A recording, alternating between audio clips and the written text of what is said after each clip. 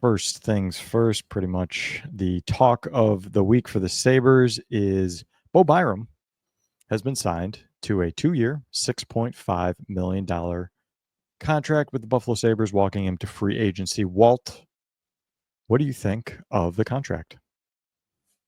Oh, well, I think we talked about this last episode, how it's seeming more and more like a contract would get done between Byram and the Sabres. So it does get done. And, it's really not too bad of a contract. Like, I don't really care too much about the overall cap hit because the Sabres won't be spending to the cap this season and probably not next season. So those numbers don't really matter to me too much.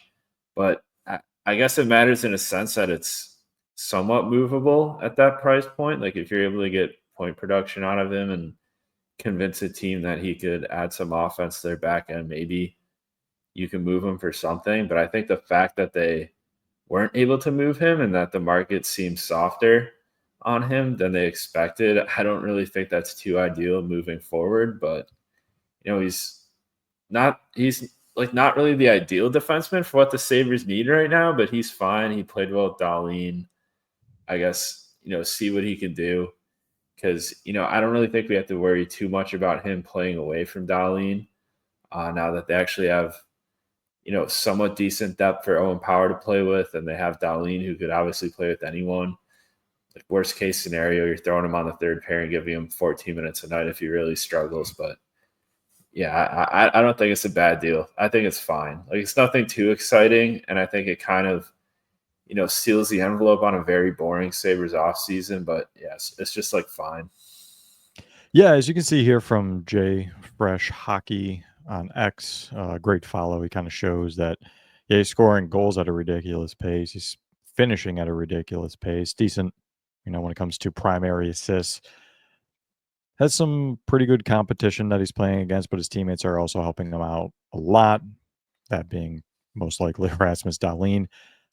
Definitely wasn't surprised that it was a 2-year deal. I don't know if I actually said it on previous episodes, but I was expecting that.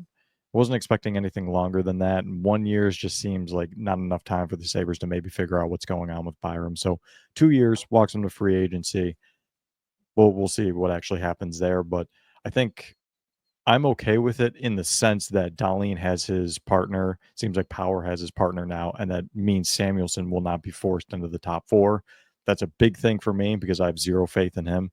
And with Byram, we know it works with Dahlin. Now, it doesn't work with others. So we better hope that Dahlin, or for that matter, a guy like Tage, doesn't get hurt this season. They stay healthy the entire time. But again, like you said, 6.5. Is it a little bit of an overpayment for what he actually brings? Sure. But he does have the point production, and hopefully that's something that can entice some other GMs around the league. So there you go. Byram has signed with the Buffalo Sabres, and we'll see what happens, but at least Dahlin has his partner.